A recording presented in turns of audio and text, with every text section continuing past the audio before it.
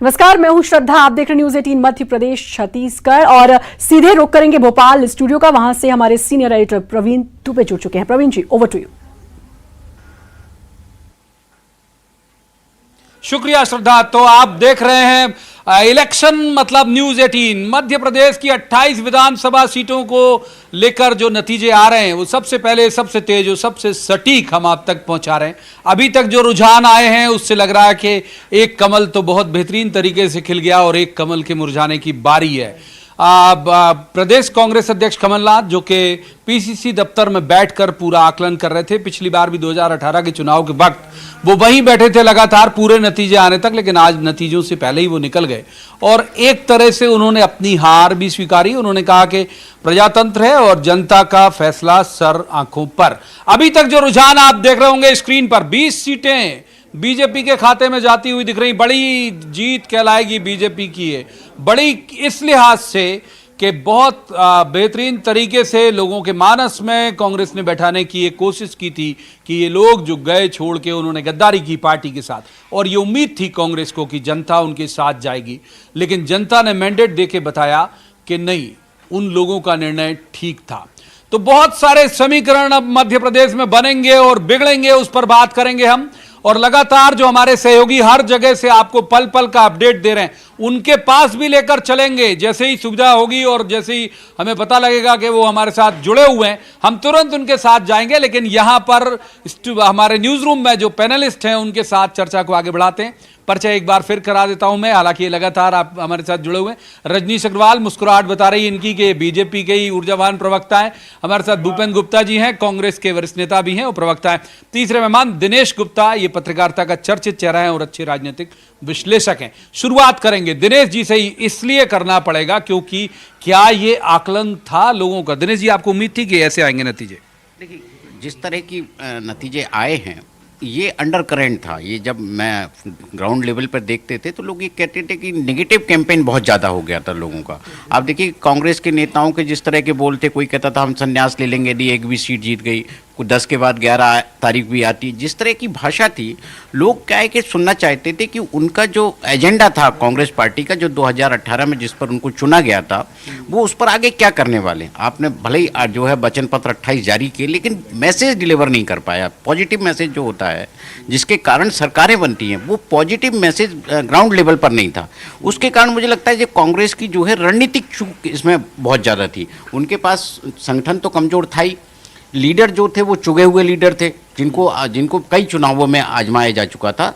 2018 की जो चुनावी जीत थी वो कांग्रेस पार्टी शायद ये मान रही थी कि वो यहाँ बहुत मजबूत स्थिति में, लेकिन मेरा मानना ये है कि बाई एक्सीडेंट कांग्रेस की वो जीत थी जो आगे जिस कंटिन्यू वो रख भी नहीं पाए जो बाई इलेक्शन आए, क्योंकि इससे बड़ा कैंपेन कांग्रेस चला नहीं सकती थी। और जिस मुद्दे पर उन्होंने कैंपेन चलाया, एक ही इशू पे फोकस रखा, गद्दार, बिकाऊ, टिकाऊ, तो जनता ने रिजेक्ट कर दिया ना। ये कोई भी लीडर जो होता है, आप उसे यदि दल बदल लेते हो तो आप उसको इस तरह के जब आरोप लगाते हैं तो जरूरी नहीं है कि उसका वोटर उसे एक्सेप्ट करे, क्योंकि वोटर से उसको जिससे का वो वोटर है वो उसे मालूम है कि उसका जनप्रतिनिधि कैसा है और उसके लिए क्या करता है। और जो भारतीय जनता पार्टी ने जिस तरह की स्ट्रेटजी बनाई, निश्चित तौर पर वो उसके नतीजे, उनको तो शायद 7 सीटों का भी उनको लग रहा होगा कि शायद ये उनके हाथ से क्यों निकल गई, इसकी शायद वो अब समीक्षा भी करें, क्योंकि 4 सीटें तो जो है मुरैना जिले की है केवल एक। तो दिनेश जी, जिस उस स्टूडेंट की तरह बीजेपी की तुलना कर रहे हैं जो टॉपर होता है, जो पढ़ाई बहुत अच्छे से करता है, तो एक आध प्रश्न छूट जाने पर भी जो दुखी होता है, इतना ज्यादा मार्जिन वो बीजेपी को दे रहे हैं।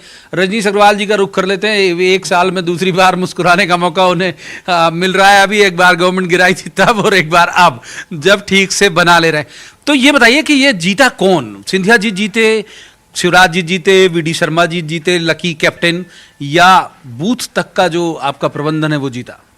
देखिए, जीती तो जनता, क्योंकि जनता ने 15 माह का शासन देखा था। उसकी योजनाएं बंद कर दी गई थी, विकास की परियोजनाएं बंद कर दी गई थी, त्राहिमाम था।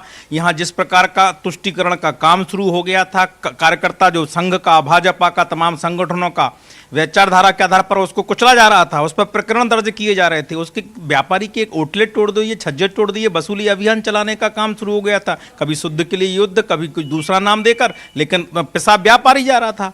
और किसान के साथ में छल कपट प्रपंच सारे उस योजनाएं उसको अनुदान की बंद कर दी गई, कर्ज माफी का नाम दिया गया, कर्ज माफी भी नहीं की गई, और उसका परिणाम कांग्रेस को भोगना पड़ा। इसलिए जनता जीती। जनता ने जिस तेजी के साथ में निकलकर कोरोना काल में भी निकलकर वोट किया, और वोट किया भाजपा को किया, शिवराज सरकार को किया, और सबसे बड़ा प्रणाम सलाम सैल्यूट हमारे कार्यकर्ता को, बूथ लेवल पर काम करता, जो लड़ता रहा भिड़ता रहा सदियों से जिन लोगों से, अगर वो भाजपा में शामिल हो गए तो संगठन का आदेश उसने सर माथे लिया और काम किया। ये बात बड़ी है, ये इसलिए भी बड़ी है कि बहुत सहज ग्राहता जो है नए परिवार में बहू की तक नहीं होती है, लोग उसे भी एडजस्ट होने में वक्त लगता है। यहां तो आए वो लोग जो गालियां देते थे एक दूसरे को और उसके बाद भी पचा ले गया अगर बीजेपी का कार्यकर्ता और जिता ले गया, जिस तरह के रुझान आ रहे हैं, तो वाकई इसको लेकर जो रजनीश जी अगर अब सैल्यूट कर रहे हैं अपने बूथ लेवल के कार्यकर्ता को, तो शायद गलत नहीं करते। भूपेन जी से पूछ लेते कहां चूक गए भूपेन जी? ये तो था कि आपको लग रहा था कि बहुत ठीक ठीक जा रहा है कैंपेन।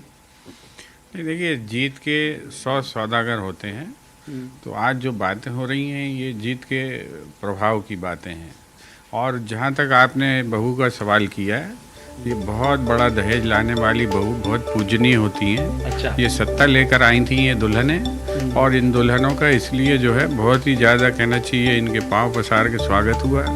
इनकी जो है तो वोटर के लिए सत्ता नहीं लाई थी दुल्हन, तो पार्टी के लिए लाई थी। जी, पार्टी के ही मैं आपसे चर्चा कर रहा हूँ। तो ये जो है इस तरह के जो तर्क चलते रहेंगे, लेकिन जो जनता का जो मैंडेट है, देखिए हमने एक बात जनता के सामने रखी कि जनता ये तय करे कि उसको एक ब्रेकिंग बता देते हैं आपको, सुवासरा से हरदीप सिंह डंग जो लगातार आगे चल रहे थे वो जीत गए बीजेपी के। एक महत्वपूर्ण बात मैंने कुछ होमवर्क करके रखा था हरदीप सिंह डंग को लेके, मैं जल्दी से बता देता हूं आपको कि जब पिछला चुनाव हुआ था तब डंग की पोजीशन क्या थी, और इस चुनाव में जबकि वो पार्टी छोड़ के आ गए यहां, तब की पोजीशन क्या है। एक बस जल्दी से एक बार बता देता हूं कि क्या फर्क पड़ा है।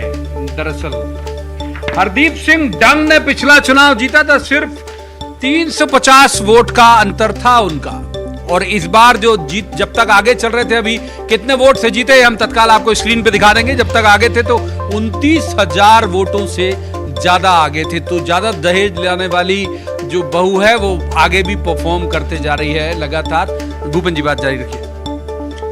जब हम चुनाव में उतरे थे, कमलनाथ जी स्पष्ट रूप से हर कांग्रेस कार्यकर्ता से कहते थे कि हमारा जो लड़ाई है वो भारतीय जनता पार्टी से नहीं, उसके संगठन से, क्योंकि संगठनात्मक संरचना में वो हमसे आगे थे। और इसीलिए जो है उन्होंने पूरी जो चुनाव की तैयारी की संगठनात्मक संरचना के आधार पर की। अब उसमें कहाँ चूक हुई है इसका जो है समीक्षा करेंगे, लेकिन जो है हमने कभी भी इस बात को जो है छोटा लेकर नहीं किया। जो हमारे इश्यूज़ थे वो इश्यूज़ जो है लोकतंत्र के हैं, वो देश के हैं, राष्ट्र के इश्यूज़ हैं, और वो इश्यूज समाप्त नहीं होंगे, क्योंकि ये फैसला देश की लोकतंत्र को करना है कि उसे जो है चुनी हुई सरकारों को गिराकर सरकारें चलानी है या जनता के जो है वोट से सरकारों को जो है वोट इन करना है। ये फैसला जनता करे। हमने जनता के सामने एक प्रश्न रखा, जनता ने एक अपनी मैंडेट दी है, उस मैंडेट को हम उसका ट्रांसलेट करेंगे कि जनता क्या चाहती है और जनता ने इसे किस रूप में स्वीकार किया है। देखिए, हार और जीत जो है एक देश के इतिहास में कोई बड़ी बात नहीं होती, ये कोई बड़ी घटना नहीं है। हम एक ऐसी आपात स्थिति के चुनाव में तो बड़ी घटना है। नहीं, देखिए, ये इस दृष्टिकोण से बड़ी छोटी हो सकती है कि कोई आदमी सत्ता में टिके रहने का प्रयत्न कर रहा था और कोई आदमी सत्ता में आने के लिए प्रयत्न कर रहा था। इस दृष्टिकोण से ये घटना निश्चित रूप से बड़ी है, लेकिन जो लोकतंत्र हमने जो 70-75 साल में, जो 73 साल में परिपक्व किया है, उसके दृष्टिकोण से ये घटना बड़ी नहीं है। ऐसे फैसले होते रहते हैं और इन्हीं फैसलों से देश के लिए, प्रदेश के लिए, जनता के लिए रास्ते निकलते हैं। आने वाला समाज कैसा होगा, आने वाली जो जनरेशन है उसकी सोच कैसी होगी, आने वाली जनरेशन जिन्होंने वोट डाला है वो किस तरह का जो है प्रदेश चाहते हैं, इससे ऐसे बहुत सारे रास्ते और डेरिवेटिव्स निकलेंगे। उन पर पार्टियों तो अब बीजेपी उस पर, माफ कीजिए, कांग्रेस उस पर काम करेगी और हो सकता है कि जो पीढ़ीगत बदलाव की वो जो बात कर रहे हैं, पीढ़ियों की सोच की बदलाव की बात कर रहे हैं, तो हो सकता है कि यहां भी आपको लगता है देखने मिलेगा अब ये पीढ़ियों का सोच पार्टी के, कांग्रेस के संगठनात्मक स्वरूप में भी। देखिए, मध्य प्रदेश में तो जो 4 दशक से हम जो चेहरे देख रहे हैं वो चेहरे आज भी हैं। और जिन चेहरों को लेकर राहुल गांधी का जो उन्होंने जब इस्तीफा दिया पार्टी अध्यक्ष पद से लोकसभा चुनाव में हारने के बाद, तो उन चेहरों को लेकर ही उनकी नाराजगी थी कि इन लोगों को भी रिस्पॉन्सिबिलिटी लेना चाहिए। देखिए, जो जब तक कांग्रेस में कोटरी का सिस्टम खत्म नहीं होगा तब तक नया नेतृत्व तो आ ही नहीं सकता। ऐसा लगता है कि कांग्रेस जो है कुछ जो है पुराने जो नेता हैं उनको जो है वो अलग ही नहीं हो पा रहे हैं। वो चाहे आप राजस्थान हो, मध्य प्रदेश हो, आप बहुत सारे राज्यों में एक किरदार का जिक्र जरूर यहाँ पर बहुत लाजमी हो जाता है, दिग्विजय सिंह।